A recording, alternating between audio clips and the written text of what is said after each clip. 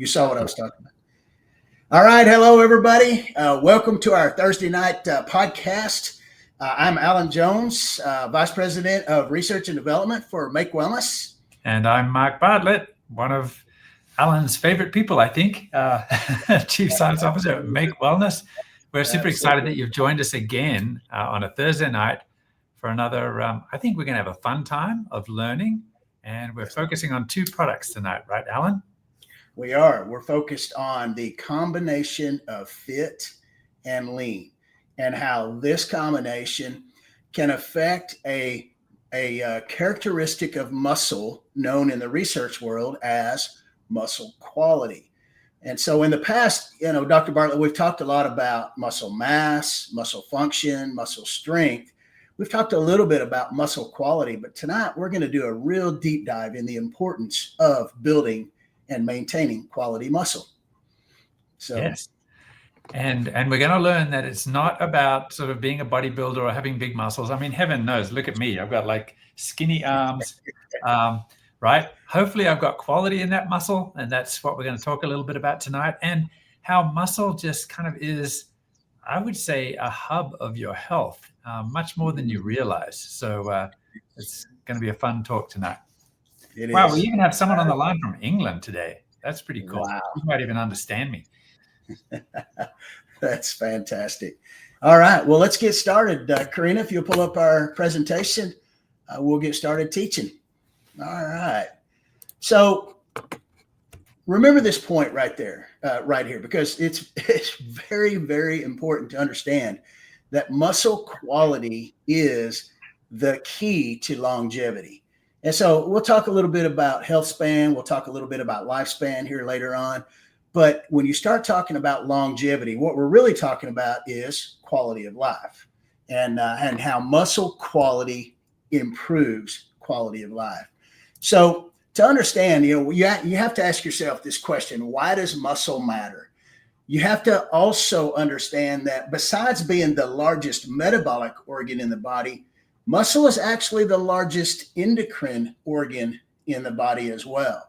And so when you look at muscle, it comprises about 40% of our body weight, but it also uses about 80% of all glucose consumed in our diet. That's the metabolic component of muscle health.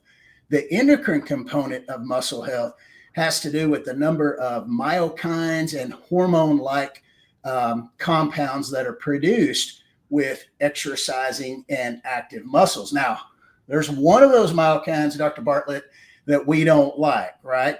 That sedentary muscle, that inactive muscle secretes, and that actually causes a breakdown of muscle. That is a myokine called myostatin, and we want to do everything that we possibly can do to inhibit the secretion of myostatin in our bodies. Let me maybe just bring it as an example. So both Alan and I guess you could call biochemists. At least my first degree was biochemistry. I think you've got quite a bunch of biochemistry in your background, right, Alan? Yes, sir. A lot. Okay. Yes, sir. So what does that really mean? And what does it mean when we talk about metabolism? So there's just a whole bunch of biochemical reactions that are going on in the body. Think of it kind of like a car's engine. Like there's all sorts of stuff going on. The pistons are going on up and down, and there's sparks firing, and there's like fuel going in, and it's being mixed with oxygen, and it's going out as exhaust, which is mostly water and carbon dioxide. Like there's just a ton of things happening. There's a fuel mix, and then there's the rest of the car, right? And metabolism is really just in the body, the combination of all of those things that are going on. And so when Alan says that your muscle is your biggest metabolic organ, it's really kind of like the engine of your car. All sorts of stuff going on. And that's really what metabolism is. It's these reactions. It's like how the body's combining oxygen with carbohydrate or fat to make energy, and just like hundreds of reactions going on. And if the muscle is healthy, then the rest of the body actually benefits to a huge degree. But if the muscle is starting to shrink, if the engine, like if your V8 suddenly turns into a 4 and then a 3 and then a twin and then it's sick, that affects the way that the entire body runs. So I think that's just kind of putting it in simple terms. Yeah. And Dr. Bartlett, you think about it this way. Okay. The loss of muscle mass, when you're talking about going from that V8 down to that, inline two and losing all that horsepower, the loss of that muscle mass is also associated with virtually every chronic illness and disease known to men and women as we age. Right. Yeah, and it's all related to those biochemical reactions, right? Absolutely, it is. I mean, we're talking about, when you start thinking about muscle, muscle impacts our brain. There is a muscle brain axis. There's a muscle heart axis. There's a muscle gut axis, because exercising muscle actually impacts our microbiome. There's a muscle liver axis. I mean, so literally every organ system in our body is associated with the muscle in some way, shape, form, or fashion. And that's why I don't want to take the wind out of your sails, but we're going to go this direction. Mm-hmm. What does that axis consist of? Some of it's nerves, but some of it is actually these messengers that we call peptides. That's right. Cell signaling. So everything that has to do with those muscles, all those myokines, right? All the 600 plus myokines that we know about that are secreted by exercising active muscles. Virtually every one of those are a peptide or a peptide biochemical of some type, right? So that loss of muscle mass is tragic, really, when it comes right down to it. But think about it this other way. How important is it for our muscles to recover every day? We lose 2% of our muscle mass. No, we don't lose. I'm sorry. We turn over. That's a big difference. And let me clarify that. Our body turns over 2% of our muscle mass every day. That means it essentially rebuilds it. Okay. For some reason, whether it's, our workouts or physical activity or something we've done, we've lost some muscle mass about every day. Well, that averages out to be about 2%. Well, if our body is not recovering properly, not rebuilding properly, guess what? We lose that 2%. We may only rebuild 1.8%. That starts to become significant day after day after day. That right there. Okay, let me ask you a question, Dr. Bartlett. I know you've got the answer to this. What is the most significant portion of a 24-hour period geared towards recovery? Well, sleep, right? Absolutely. What are you talking about? Yeah. Sorry, I was asleep on the job there for a minute. Absolutely. I think you were commenting and commenting to our chat group. But no, absolutely. Sleep, right? And so if we're not getting enough sleep, our body can't recover properly. Now, you brought up an interesting stat about sleep in one of our meetings yesterday. Will you tell our affiliates and our attendees about this one stat about sleep and sleep deprivation and what it does to your body? Okay. So yeah, I think you're talking about the metabolism side, right? That's right. So yeah. So just looking at metabolism again, I'm going to couch it a little bit. When you go to the doctor and he takes a blood sample, like at your annual physical, right? And what does he do with that blood? And what does he come back with? So some of you may remember they're looking at maybe your cholesterol level, and then maybe they even drill into your HDL level and your LDL level. So, a really comprehensive panel might also include how your body is handling glucose. Like if you're fasting, they're looking at triglycerides, they're looking at glucose. And sometimes they even start looking at inflammatory markers like CRP. So let's just organize that into three. They're looking at blood lipids and whether or not things are normal, high or low. They're looking at blood sugar. Is your body handling sugar normally? They're looking at inflammation. That's kind of like when you think about that simple panel, there's probably 10 or 15 things on there. Those are actually measuring. It's kind of like plugging the diagnostic tool into your car. They're measuring how healthy you are, really, because they can see they're measuring your biochemistry. And actually, if you do a really comprehensive panel, there's probably 150, 200 things on that panel, right? So if a doctor looks at that panel and looks at what's normal and what isn't, he can say, you're, Joe Six Cylinder, you look kind of like you're starting to get diabetes. Like you need to start paying attention to what you eat and you need to exercise more, right? They can tell that just by that thing. So they've done these studies now that look at the biochemistry of the body in the same way and have shown that even after 1 or 2 nights of sleep deprivation, like not getting your 8 hours, that your body biochemistry shifts and starts to look just like someone that is pre-diabetic. Isn't that amazing? And it kind of shows that that is amazing. at the core of some of your metabolic health as well. Yeah. Yeah. And that's why sleep alone is one of those 4 pillars of health that we've got to pay attention to. And so if we're not sleeping right, we're not recovering right. And so think about this. One of the things that happens to us as we age, we tend to not sleep as well. Our diet goes down, our diet kind of shifts a little bit. But beginning in that 3rd decade of life, if you think about this, our skeletal muscle mass starts to decline. And it does so in our 30s, what our 3rd decade of life is actually in our 20s. But when we hit into our 30s and 40s, it averages about 3 to 8% per decade that we lose muscle mass wise. But when we start to get into our 50s, Dr. Bartlett, that loss of muscle mass increases to about 1 or 2% per year. Now think about that. So, we're basically in our 60s. And so if you're losing 1 to 2% of our body mass a year through our 60s and our 70s, by the time we enter into our 70s and 80s, you're talking about losing potentially 30 to 40% of your metabolic fitness by the time you're in that age group, right? And so that just goes to show how important it is to work really hard right now, because what we do now really does impact us for the future, okay? And so it's very important for us to pay attention to that muscle mass.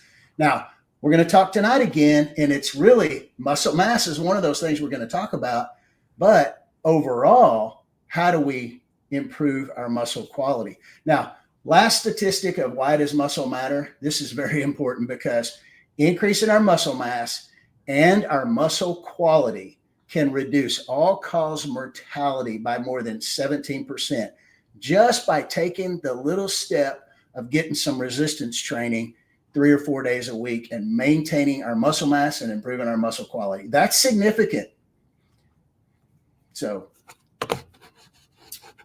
all right. So here's kind of a diagram of healthy muscle fibers. And actually, Dr. Bartlett, I saw a question that popped up a while ago, and I think the question was, what are the benefits of fit for an elite athlete? Okay, let me answer that if you don't mind, because we've had this conversation regarding Justin Prince, our founder, right? Justin is an elite. I would consider Justin Prince an elite bodybuilder. I know he's done shows in the past. He is so fit. Literally, this guy is a ball of muscle in incredible shape. And so Justin, when we first started taking our fit, the thing that he has to understand is that his level of improvement is going to be much, much, much smaller. His ability to stretch that limit is going to be a lot smaller as an elite athlete than somebody who is not an elite athlete. So you ask that question, what is the benefit of fit for an elite athlete? It's the recovery side, Amber. That's the benefit of the fit, because the faster the elite athlete can recover, the faster that elite athlete can get back on the playing field or back in the gym working out or back into competition.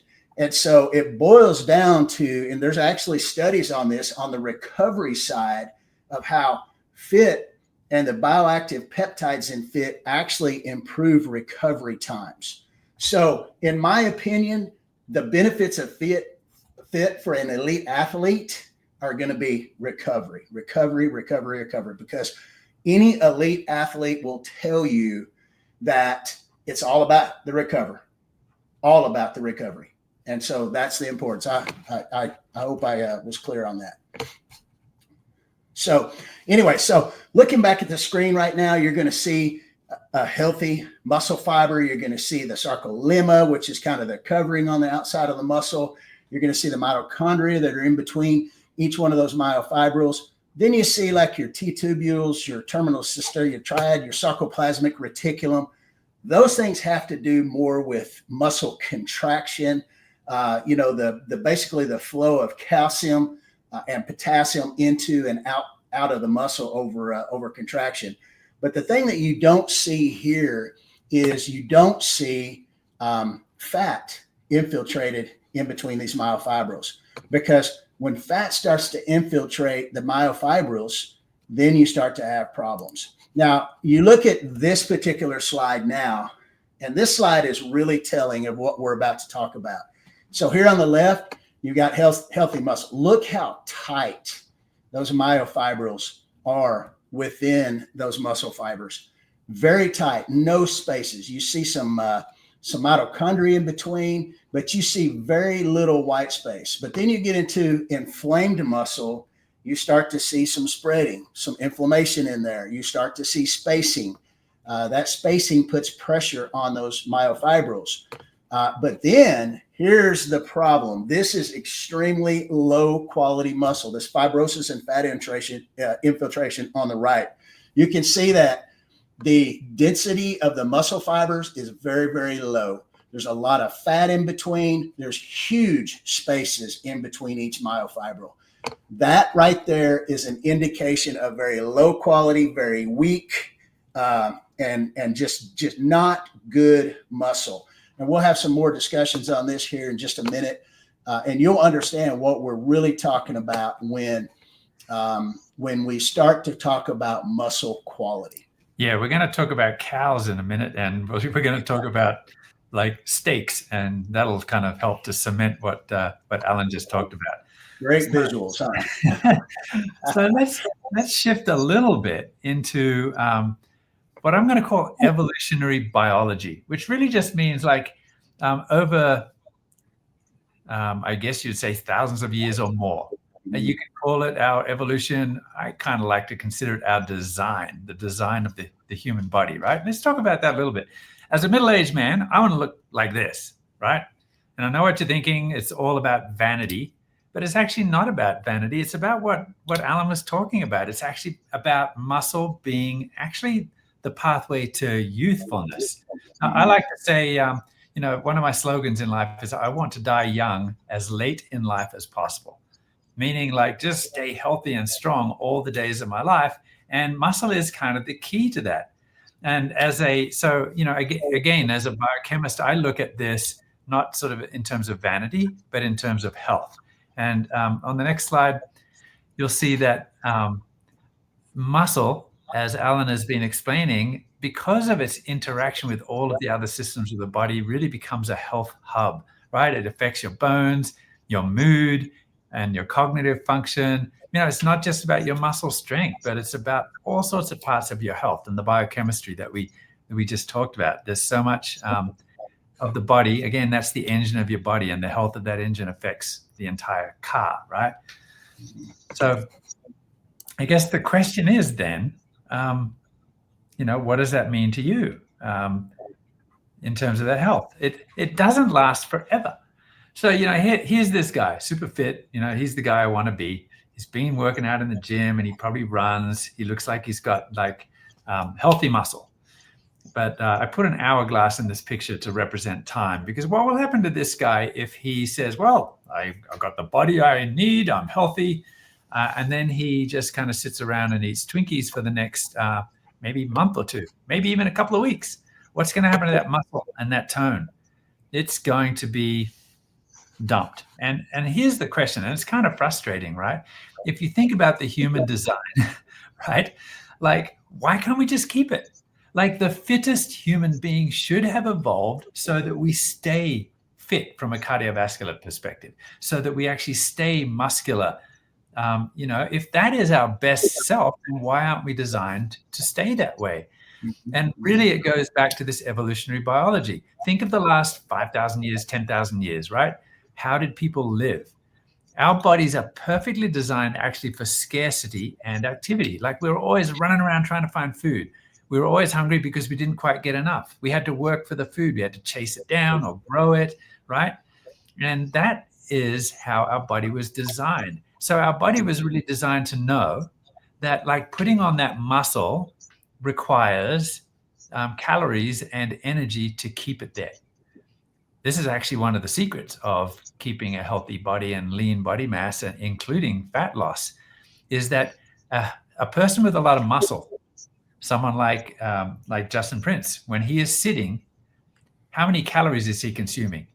He's like a V8 that is idling, and even a V8 that is idling is consuming a lot more calories or gas than the little twin cylinder, right? The weak little engine.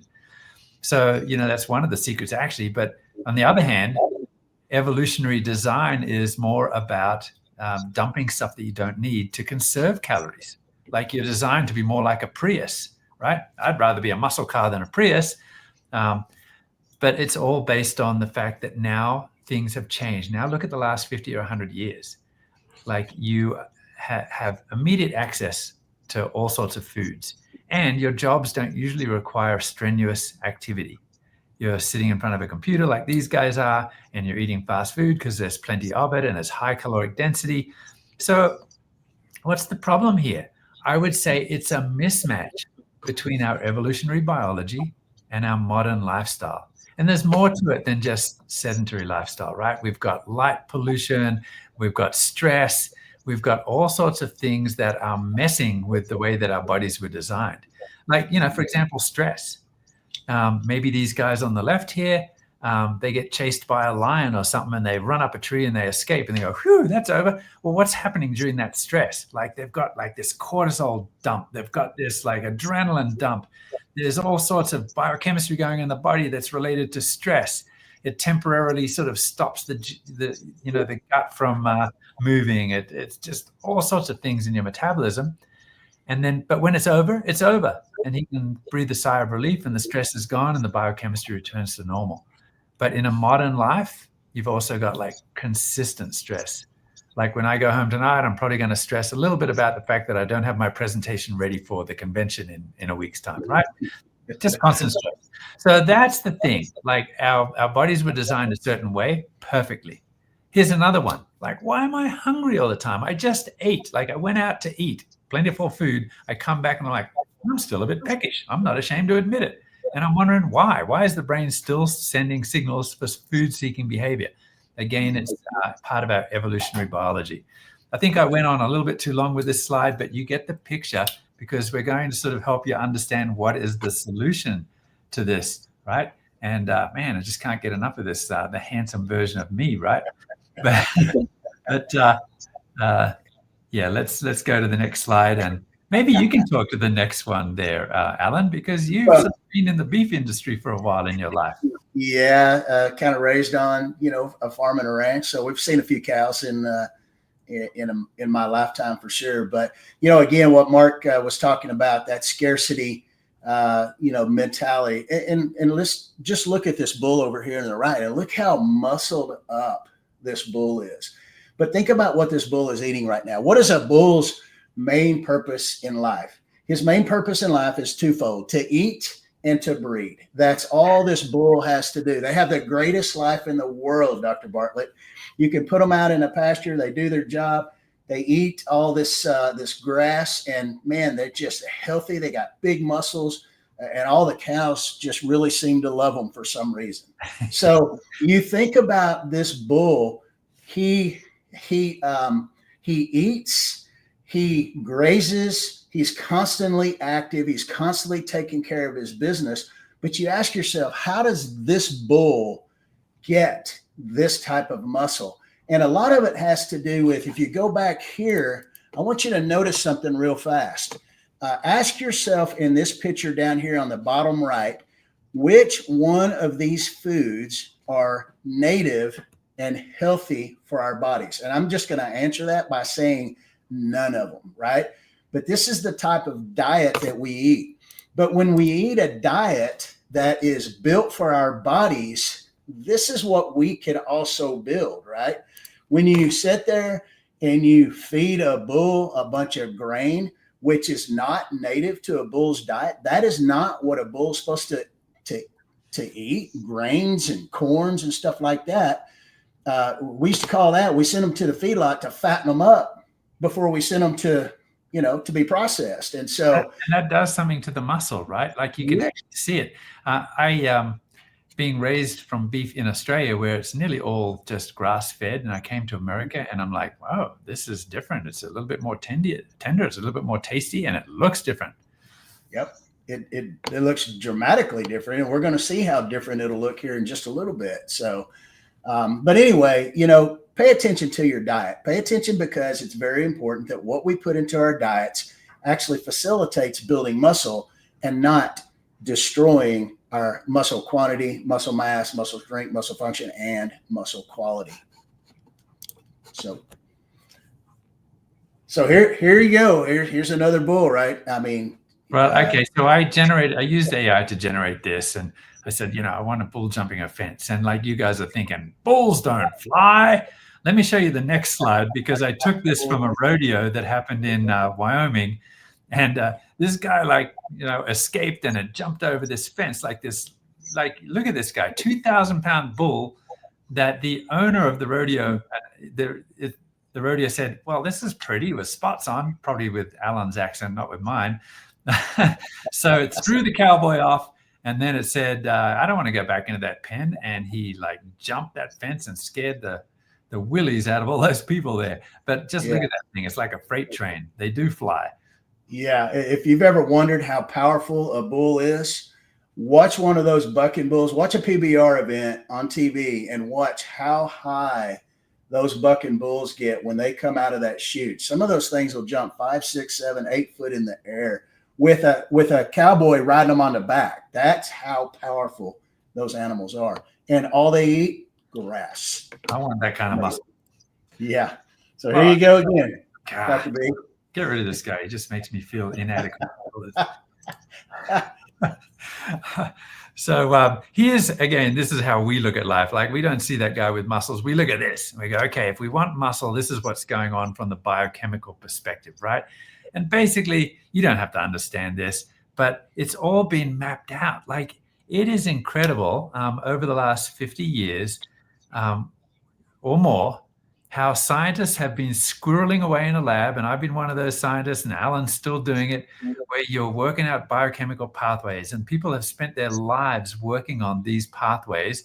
The body is really like an incredibly complex circuit board, and there are switches and that turn things on and turn things off. And again, mostly it's through nutrients and peptides that these communication things are happening. So I don't know if you have any more comments here. There is at least 2 that I'm looking at that are receptors that sort of help with the maintenance of muscle mass. And the one on the left is where it says amino acids. This is a nutrient sensor. And so when you get enough protein in your diet, some of the amino acids kind of are particularly recognized by that receptor, and leucine is one. And it says, oh, I see leucine. Okay, let's send a signal to that one in the middle there, that mTOR C1. That's the pathway that kind of gets everything started in terms of building and maintaining your muscle. And that one, actually, interestingly enough, we've talked about aging. As you start to age, that one becomes less active. So even if you're getting protein, even if the body's seeing leucine, it's just not reacting to it quite as well, right, Alan? That's right. And then you know about the other receptor right there, the growth factor receptor, right? Talk about that for a sec. Yeah, so the growth factor receptors. Now, what we're really looking at there, that's a hormone-driven factor or receptor. You're talking about IGF-1. You're talking about growth hormone, and you have to go back to what we talked about just a few seconds ago. When is that receptor likely to be most active? And again, it's at night while we sleep, right? So that, I would look at that receptor right there as being our recovery receptor, because that's the one that is so important, that maintains our muscle mass. But it also, what does it do? It also helps to stimulate that mTOR pathway, but it just does it with a little bit different mechanism, right? So there are multiple mechanisms. We know that not only do the peptides in our fit, we also, like we've seen up above, we know that leucine does. We know that HMB can impact mTOR at a different level. We also know that creatine is another very powerful nutrient that can impact mTOR, just at a different entrance point to mTOR. Right. So, And so that nutrient receptor, right, is activated by a simple amino acid or amino acids from the protein. But the growth factor receptor, it gets excited when it sees a peptide of a certain shape, right? Whether it's a growth factor or a peptide that fits that receptor. Yep, absolutely. So what this all boils down to is really, when we're looking at it, like we talked about earlier, how do we increase and improve our longevity? How do we increase our health span, our lifespan? But you have to understand, and we're about to get into our product training side for tonight, you have to understand that muscle mass increases our metabolic fitness. So the more muscle mass we can have, the more muscle mass that we can maintain, the more metabolic fitness that we will preserve as we go throughout our lives. That is incredibly, incredibly important for us to pay attention to. Okay, so let's start talking about fit. Again, tonight's training, fit and lean, how this combination works together. We're going to take them separately, and then we're going to combine them together at the end. So fit. So primary outcome, increased muscle tone, right? We know that fit is about muscle protein synthesis, about maintaining a homeostasis between muscle protein synthesis and muscle protein breakdown so that we can maintain and preserve our muscle mass as we age it. Some of the other benefits of fit is that it also reduces chronic low-grade inflammation. And guess what fit does to that myokine that we talked about a while ago, Dr. Bartlett? It actually inhibits it. That's a very important outcome or mechanism of action for fit. I would say that receptor is it's probably a male receptor because it can't do two things at once. When it's getting a signal to stay, then it stops the signal to break it down, right? So it's you just occupy that receptor with the right things, and it works. Yep. A question just popped up. What's the youngest an individual can take fit? Our recommendation is 18 years and older. Anything other than that, younger than that, it's going to have to be up to the parents and their healthcare providers. But corporately, our recommendation is to keep it at 18 years and older. Okay. All right. Structure function claims, supports muscle physiology, aids healthy muscle retention, may help decrease age-related muscle loss and support overall health and well-being during aging.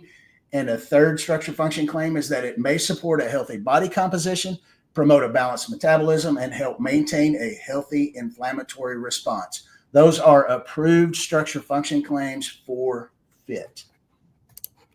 Now, let's talk a little bit about our Peptistrong Plus. And what do we mean when we talk about that? We've got a couple of slides that we're going to go through here.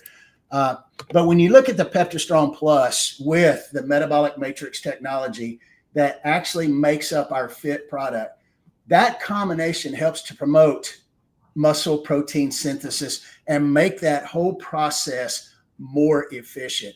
It helps to actually prevent and inhibit muscle protein breakdown as well, which prevents us from losing that muscle. Another benefit of the Peptistrong Plus is that it lowers chronic low-grade inflammation. Inflammation, Dr. Bartlett, is a killer. That is probably the one thing that keeps people from getting back into the gym, is it not? So yeah, absolutely. And it's something that we need to take care of. And there's a lot of reasons for inflammation. And a big one is healthy GI, right? Which is another story. But also it's part of muscle, right? And so there are peptides for that. There are peptides in Peptistrong that actually have been characterized and that help with maintaining sort of this normal inflammatory balance. That's right. That's right. So additionally, like we talked about just a second ago, it inhibits the expression of myostatin. It enhances recovery. We know we actually have studies that shown that it gets a significant improvement and decrease in recovery time. So it gets you back in the gym faster. That has a lot to do with that low-grade inflammation, because that low-grade inflammation is associated with pain, and pain keeps us from recovering and getting back into the gym. It's that one thing that will hurt us getting back into the gym. And so, and then, you know, that Peptistrong, one of the things that we do, you have to look at the benefits of that metabolic matrix technology. So Yeah. Let's jump right in there. Can I just say something? I know we're supposed to talk science tonight, and it's not supposed to be about anecdotes and personal experiences, but I'm trying to stay fit. I'm in my 7th decade now, right? I'm in my 60s, and I try to stay fit. I run and bike, and I've looked a certain way and had a certain strength for probably the last decade. And the other night I was just laying in bed, and my wife was there, and I was saying, something about politics or something that I found, and I was kind of having a little talk, and my wife said, "Stop talking right now." And I'm like, "What are you talking about?" She says, "Mark, like, what have you been doing? Have you been like hitting the gym?" And I was like, "No, what are you talking about?" She says, "You're looking really good right now." And I don't know if this was just a line, right? But I was like kind of shocked. And I'm like, well, actually, the only thing that's changed is I've been taking this peptide, and I think it's amazing. And, for an older person, I guess you might notice it even more because, like I said, that leucine receptor, that nutrient receptor starts to drop off. And then when you start to sort of activate this receptor, I'm telling you, I've had this conversation with people, and people are really feeling the difference. They're really seeing a difference. So for me, like for 30 years have been in this health natural products industry, right? From research to this industry. And I've been talking all sorts of science and recommending certain nutrients. And I got to tell you, the discussion has always been like, it's like a 401k. I know you're not feeling anything, but trust me, the biochemistry, everything tells you should be doing this. When you start to see something where people actually feel the difference and see the difference fairly quickly, it's really life-changing. It's game-changing. Yeah. Dr. Bartlett, one of the things that we always try to be is really, really transparent as a company, and especially as scientists, because we have to be transparent, right? And I'm going to tell you, a couple of conversations that I've had over the last few weeks has been really incredible. And then I'm going to do a little anecdotal about myself as well, because I'm blown away by FIT. And I have to admit, I wasn't expecting to see what I've seen. But, it's obvious to everybody that you can go buy PeptiStrong as an individual ingredient, and PeptiStrong as an individual ingredient has been around for a while. It's available out there. You can go find it. But I'm going to tell you right now that we have had so many people that have used PeptiStrong by itself in the past. They moved to FIT, and all of a sudden it kickstarts their muscle mass unlike anything they've ever seen. And that actually happened to me. I've known a lot about peptides over the course of my research and my dissertation for my PhD, and done a ton of research on it. Okay. But I'm going to tell you something. When you look at the biochemical pathways that are impacted by our peptides, if those biochemical pathways are not optimized. Now, let me explain to you what I mean by that. Okay. If you look at our FIT, it also contains a number of additional cofactors and coenzymes that are very important for those metabolic pathways to proceed from start to finish. Okay. And inside that metabolic pathway, there are numerous points to where a cofactor or a coenzyme has to contribute to carry that pathway forward. We call them, in chemistry, we call them rate limiting steps, right? And so if there is a rate limiter in those pathways cannot proceed to completion. That's a problem. And I'm going to tell you that that's what has happened in the past, because those products, they're not paying attention to those metabolic pathways like we did in our formula. We have taken those coenzymes, we've taken those cofactors. Those things are so important, because I want you to think about two things. We've got 2 nutrients in there. Really, we got multiple other nutrients, but there are 2 nutrients that are responsible for the single most deficient nutrients in the human body in the United States: magnesium and vitamin D, right? And vitamin D and magnesium, if they are a deficiency in our diets, in our bodies, then guess what? Muscle protein synthesis cannot proceed to completion. And so we have taken a point with our metabolic matrix to address these rate limiters that could potentially stop those metabolic pathways from proceeding to completion. That is incredibly important for people to understand with this product. Yeah, I would, you might also, biochemists call it a rate limiting step.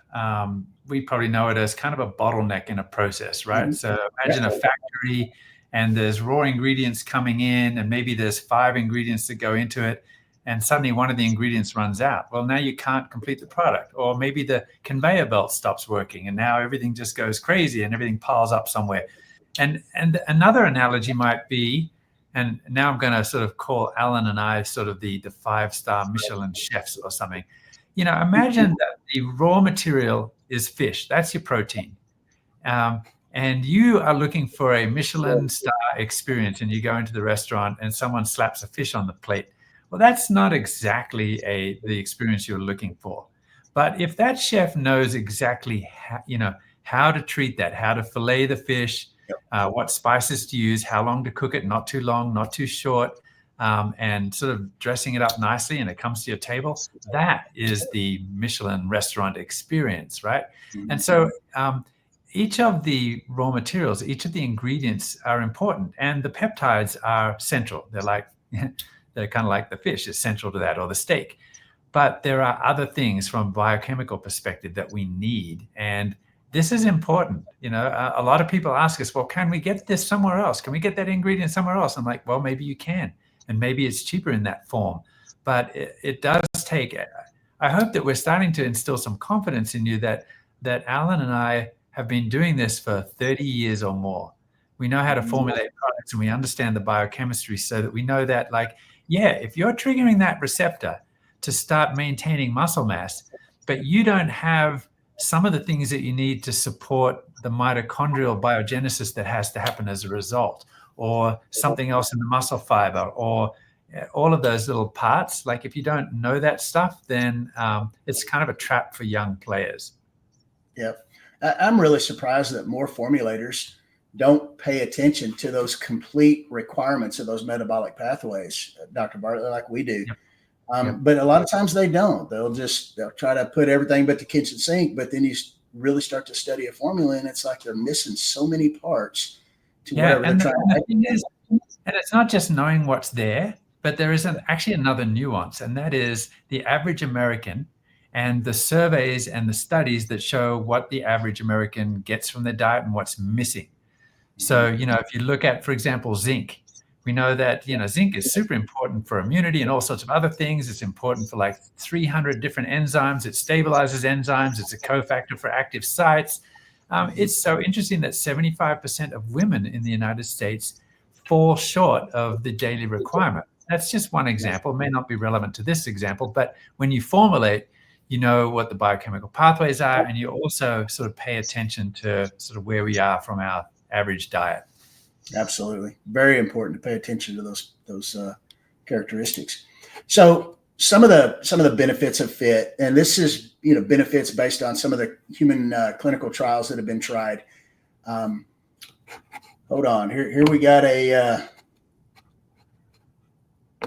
how does FIT help with taming an irritated gut or reduce bloating? I'm not sure that falls in the wheelhouse of FIT. Maybe we'll come back to that one, huh?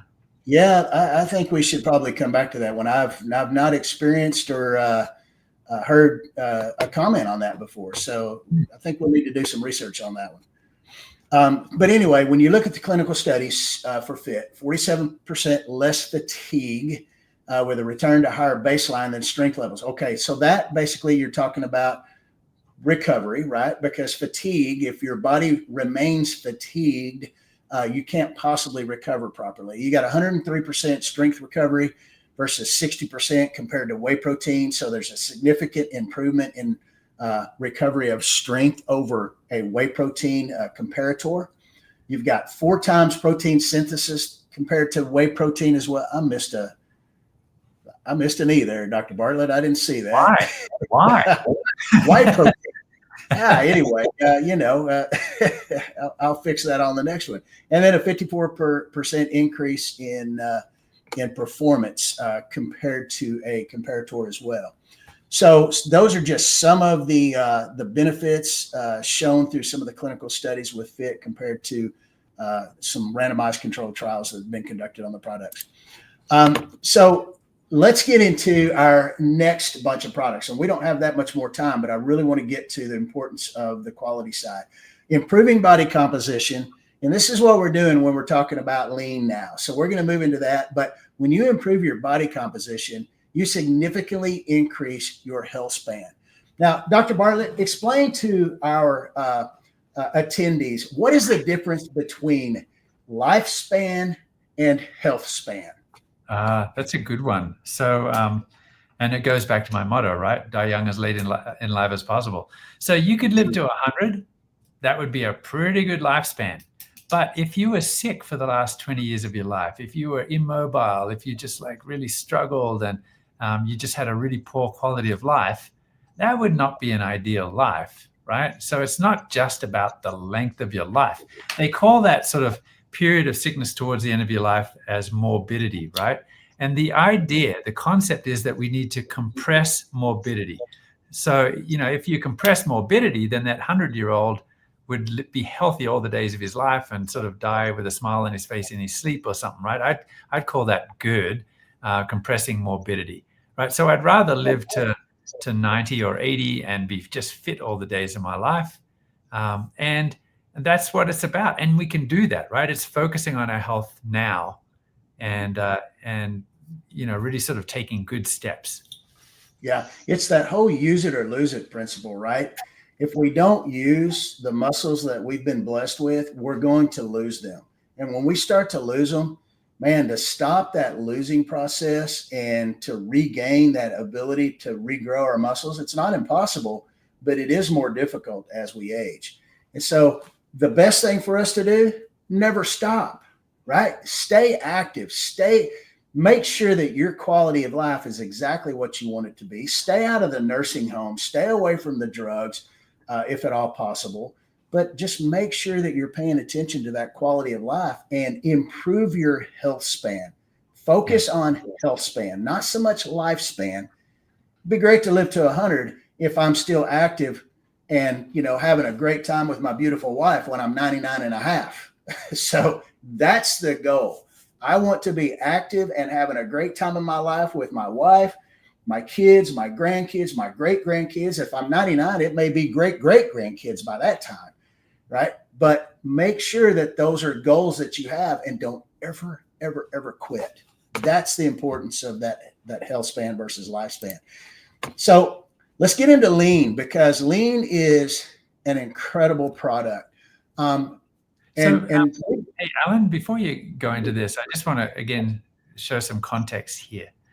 Yeah. Right. So, we've started talking about FIT because muscle is so important. And this is all part of, when people think about, okay, I just want to control my weight. I want a weight management program, something that helps, something that's really hard, right? It's hard. Like I said, it's part of that lifestyle that we lead. And from an evolutionary perspective, I still want to sort of remind you what I said when we first started talking tonight. Evolutionary biology sort of gives us a very keen food-seeking behavior strategy, right? There are all sorts of signals that sort of send the brain, hey, start looking for food. You're hungry. And, that was extremely important in times where you didn't know where your next meal would come from and you need to sort of accumulate a little bit of fat just in case you don't eat for 3 days, right? And that same biology is working against us a little bit. And this drives me crazy because, like I said, I'll eat lunch and I'll come back and I'm like, oh man, I'm looking for snacks still. That doesn't make sense. Well, it kind of does from an evolutionary perspective. Now, we understand now the biochemistry of all these things that are happening and what happens, what peptides are being released that kind of make you feel hungry or make you feel less hungry and slow down the food-seeking behavior. And that's the science that we are leveraging here. That's right. That's exactly right. So primary outcome for our lean product, rebalancing body composition. Body composition, okay? That includes the balance of muscle mass, lean muscle mass, to body fat. And so how do we rebalance that body composition? In other words, how do we improve the quality of our muscles on our body? Because that's what it ultimately is all about. So some of the mechanisms of action, you've got a gut-brain axis regulation. Remember, with FIT, we have a muscle-brain axis regulation with FIT. And so here we go again, right? Our gut not only impacts our brain, our muscle impacts our brain, both of those. And so we've got a dual FIT lean combination impacting our brain in a very, very positive way. Another benefit, it lowers the release of a neuropeptide called neuropeptide Y. Neuropeptide Y is for satiation, for hunger, and helps to basically keep us from craving things and being hungry. One of the beautiful characteristics of lean is that it enhances physiological lipolysis. What does lipolysis mean, Dr. Bartlett? That is the lysis of lipo, which means breakdown of fat. That's right. That's right. So we get a significant breakdown of stored body fat from our lean. And we're going to talk a lot about that here in just a second. So intensifies fatty acid metabolism, metabolization, and thermogenesis. Thermogenesis is basically the heating of our body. If you look at your body, you got really two types of fat. I mean, there's other types of fat and positioning of fat, but you've got white adipose tissue, you've got brown adipose tissue. White adipose tissue is the fat that's stored on our body. Brown adipose tissue is the thermogenic fat. It is an energy consuming type of fat that is used to kind of heat and warm our body. It's full of mitochondria, which is what makes it brown, right? So anyway, go ahead. Well, it's just, the biochemistry of that is really interesting, isn't it? How, yes. How the body actually uses some of those mitochondria in the brown fat to just keep your body warm and sort of burn calories. So kind of what it's doing is resetting the idle so that the idle is a little bit higher. So, I know my motorcycle, it idles at 900 RPM, but I could always twiddle this little knob and have it idle at 1800 RPM. That would use more petrol when I'm at the stoplight, but maybe, that's something that the body can do. And it's so interesting that you can actually find phytonutrients from nature that actually kind of help to reset that idle a little bit. That's right. And the other side of the benefit of that is that we increase our resting energy expenditure, which means we're burning calories while we're sitting still. That's a beautiful thing. If we can burn those calories, guess what happens? They don't get stored, right? So yes, feel that. And that's a little bit different from muscle, right? If you got more muscle, it's increasing the idle, but this is a different mechanism where we're actually sort of turning up the idle switch. That's right. And so when we increase that adipose beiging benefits, you see that as one of the mechanisms of action. What we're actually doing with that is increasing mitochondrial biogenesis. In other words, the generation of new mitochondria into our muscles. That's a huge benefit. Now, this last one we're putting on here, and I want Dr. Bartlett, he gives the most beautiful explanation of the benefits of this last mechanism of action right here. And I want you to pay very careful attention because it's important you understand how crucial this is for our glucose homeostasis. Wow, I haven't even rehearsed for this, but okay, let's do it. So when you eat food, it's so interesting. So, okay, you've been designed to seek for food. Your food-seeking behavior is at its max, and you've gone out and you've gone, like, man, I hunted really hard for this hamburger shop. Now I'm here. I'm going to eat some food, right? So when you eat, actually some of those, you got some carbohydrate, some fat, some protein that gets into the GI, right? So now you're starting to digest. And what's interesting is that there are sensors in the GI, the L cells and the K cells. And those cells say, hey, I see some protein. And when they see that, they say, okay, my job is to make this little peptide called GLP-1, or maybe it's another peptide, right? And so what happens to this peptide? It gets released into the bloodstream, where that little peptide shoots all the way to the brain and tells the brain, hey, you're eating so you don't have to look for food anymore. It sends it to other parts of the body, one that says, hey, you're eating, so let's slow the gastric emptying a little bit. And something magic happens when the gastric emptying slows, is like as the belly swells, there's this thing called the vagus nerve that also sends a signal to the brain that, hey, you're full, you don't need to eat much more, right? Well, here's what's interesting. Like, I think this is what made peptides like just burst onto the stage in the last couple of years, is because there are some peptides that they've realized, oh, this GLP-1 is magic. What if we could synthesize this? And what if we could make it last a whole lot longer in the body? Man, that's going to shut down your food-seeking behavior big time. So let me just share with you what happens. When the body creates this, there are these peptidases. There's basically, let's look at the shark here. His job is to break down that peptide when he sees it. Yum, yum, yum, yum. So he's eating that peptide and breaking it down into component amino acids. Guess how long that lasts in the blood and in the body generally? That peptide that comes from the L cell lasts about 2 minutes. Or in 2 minutes, half the concentration is gone. So they call that a half-life of 2 minutes. So the body makes the signal, the body breaks it down. This is what makes it safe, and this is how the body works. Guess how long the synthetic GLP-1 is? It has a half-life of 1 week. So imagine how you have changed the way that the body reacts now. I think you've kind of pulled all the safety stops off it. So that GLP-1 is important, but you don't want to like go overboard. So what the studies on this peptide that's coming from yeast is doing is that it is actually kind of slowing down this guy a little bit so that he doesn't break it down quite as fast. But I'm just telling you right now, we're not looking at anything like a 1 week extension of its life. We're just talking about increasing its lifespan just a little bit by slowing down the shark. And that does make a difference. You can feel the difference. It makes a hard thing a little bit easier. It sort of helps to sort of curb that appetite a little bit more. That's how it works. Yeah. And it doesn't, that negative feedback loop that can occur with some of the synthetic peptides, because when you've got a 7-day half-life, I mean, think about how much of our endogenous GLP-1 is going to be inhibited over the course of 7 days, literally every time we eat, right? So anyway, so when you start to look at the benefits of DPP-4, that DPP-4, that dipeptidyl peptidase, which is specific and actually helps break down that GLP-1. That's one of the reasons that it only has a 2-minute shelf life.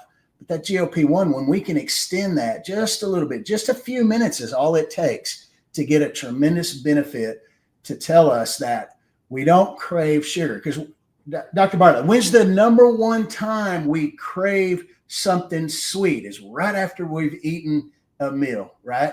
Yep. So if we can just postpone that craving for something sweet right after we've eaten a meal, guess what we've done? We've prevented ourselves from basically eating something that we probably shouldn't eat. And so that's the importance of the DPP-4 inhibition that occurs with our lean. Yep. So, all right. So couple of things. You got to look at our bioactive precision peptides from yeast, the Saccharomyces cerevisiae peptide hydrolysid. You're going to get two main mechanisms of action. You get the gut-brain axis regulation, where it helps to lower ghrelin secretion to inhibit appetite, helps to increase leptin levels, which promotes satiety and decreases our cravings for sweets, okay? The second thing is it lowers that release of neuropeptide Y, which helps to prevent storage of body fat, activates our brown adipose tissue metabolism, so it increases thermogenesis, and we get a significant reduction of caloric intake. And what we've seen with this, the clinical studies on just this part specifically, is that we get significant decreases in abdominal and waist circumference. So you get huge benefits in our fat-consuming part of our body just from the bioactive peptides. Some of the clinical benefits and some of the clinical studies. These are, studies, mechanistic studies, clinical trials over here on the right. Significant studies showing the benefits of our yeast protein hydrolysis and those peptides. Yeah, I think we're almost there, but we're almost out of time, but I feel like this is worth mentioning, right? I don't know if we'll get to all of the other muscle stuff that we had, but one of the biggest questions that we get, because peptides are really popular right now, and it's mostly and we get questions from people who sort of know about therapeutic peptides that are injected, and they say, well, wait a minute, it doesn't work when you eat the peptide. This is all part of of what we are doing. These peptides are found in nature, right? And we can talk later about how they're found, whether or not they use AI or traditional methods. But you find an active from nature, you discover that it's a peptide, you look at the mechanism of how it's working. All that's done in tissue culture. The next thing is, like, will it survive the GI? And there are all sorts of tests that you can do to make sure that it does survive the GI, because certain peptides, because of their shape, because of their maybe circular or sort of globular shape, they resist the breakdown and they actually survive the GI. There are lots in nature that do. So obviously we're using peptides that have been studied, that have been found to be active and able to resist digestion in the GI. And then the next thing you need to do is look for clinical benefits. And wherever possible, you look at human clinical studies and look at the effects. So this looks like a kind of a busy slide, but that's the bottom line there. Yep. So the next portion, the bioactive flavonoid-rich polyphenolic compounds, we just call them bioactive polyphenols for short. Those help to enhance lipolysis, intensify free fatty acid metabolism, increase thermogenesis. I want to get through these because I really want to get to our muscle quality, which is what the whole purpose of tonight's talk is about. So increases adipose aging, no loss of lean muscle mass, improves body composition, and guess what? No rebound effect. That is huge. No rebound effect once people have come off of the bioactive polyphenols in lean. So now we get to the real meat and potatoes of our talk tonight. High quality muscle equals high quality life. So muscle quality, what defines muscle quality? You got to look at fiber type. Our muscle fibers consist of type 1, type 2A, type 2B fiber types. And what we know is that type 2B fiber, as we age, actually starts to migrate down to type 1 muscle fibers. And so you get basically a muscle fiber migration from type 2B really to type 1. What you want to strive for as you get older and we age, you want to try to strive for improving and increasing the amount of type 2B muscle fiber that you have. How do you do that? That's resistance training. That's lifting weights. That's making sure that you're building that strength. That's your type 2B muscle fibers. Other things that determine muscle quality, mitochondrial content. Mitochondrial biogenesis is very important for muscle quality. The muscle architecture, again, we saw that with the very first slide we saw on the muscle, and then the composition. Composition is important. So look at this steak right here. This is a beautiful grass-fed ribeye. It has very little fat, cross-sectional view. It's probably going to be a little bit tougher than the one that we're going to see after a while. That's probably not so quality, but this is a great example of what a quality muscle fiber looks like, or a quality muscle looks like. So something like this. What you're seeing is this part of this right here on your muscle. Okay. So high quality muscle compared to low quality muscle. High quality muscle, there is no fat in between the myofibrils, the muscle fibers, any of these things right here, they're totally fat free. But when you look at your low quality muscles, you got both intramuscular, intramuscular, and intramyocellular fat within all of those different components of your muscle. So you've got fat on the outside, you've got fat on the inside, you've got fat in between all your muscle fibers.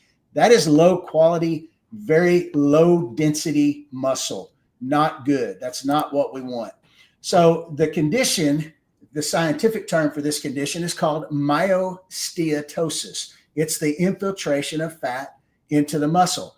And the side effects or the adverse effects of myosteatosis are reduced muscle strength, altered protein quality, reduced muscle density, and it's associated with frailty, reduced mobility and function, and it is devastating to our quality of life. Now, let me show you some examples of myosteatosis. You're going to see in this particular drawing a lot of fat in the myocells, intramuscular, all over the place. There's this little yellow in here. This is all fat.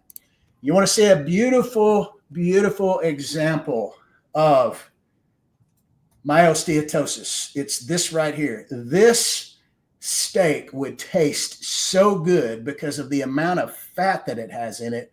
But if you were to take that and put that, in your bicep, that would not be good. And so when you look at this type of steak right here, man, that Wagyu ribeye right there looks fantastic. But as far as healthy muscle goes, not so much. And so, just to be clear, I'm still going to eat that steak. Oh, yeah. I just don't want my muscle to look like that steak. So don't treat me like the Kobe beef. Don't feed me like a ton of grain and massage me and feed me beer, and that's my whole life, and I don't exercise, right? So, I've got nothing against that awesome steak right there in moderation. Yeah, that's right. Best steak I ever had was a Wagyu ribeye. But anyway, so in closing, let's look at Lean and Fit and the synergies of Lean and Fit. So Lean and Fit work together to improve muscle quality. Fit increases muscle mass. Lean increases metabolism through increased lipolysis and thermogenesis. So you've got increase in muscle mass, you've got burning body fat. Fit inhibits muscle breakdown, so it inhibits losing muscle. Lean inhibits the storage of fat and encourages glucose homeostasis. So think about that. Each one of those, they have, it's a yin and a yang, right? I mean, you've got the opposite effects coming in. And so they synergistically enhance muscle quality by enhancing the muscle density and inhibiting fat infiltration or myosteatosis inside our muscle fibers. So there is a very powerful synergy between Lean and Fit in improving muscle quality. Well said. Well said. All right. So final thoughts. Some of the benefits: preventing fat infiltration, tremendous benefits. Guess what? Believe it or not, it impacts our bone health, impacts our organ health, impacts our metabolic health. I'll add, it impacts our brain health. And most importantly, it impacts our quality of life. That's what this is all about, guys. Thank you. Well, I hope you've enjoyed the last hour of your Thursday night. It's always fun to join you guys. And I don't think we'll be doing one next Thursday because we will be in Orlando at our Make One event, right? That's right. Finally, it finally got here. Yeah. Almost. Yep. So looking forward to seeing you all then. But in the meantime, Alan, what should folks do? Get back with the people that got you on the call tonight and ask any questions you want to ask. And in the meantime, show up to Orlando next week. And if you're going to be in Orlando, come find Dr. Bartlett and myself and Brett, who is with us as well. He's our other scientist in our product science team. And we've got a booth. We're going to be there. We're going to be talking to people, meeting people. And we can't wait to meet you guys and see you guys in person. Yep. Till then, we'll see you soon. Have a good night, everybody. Thank you for joining us.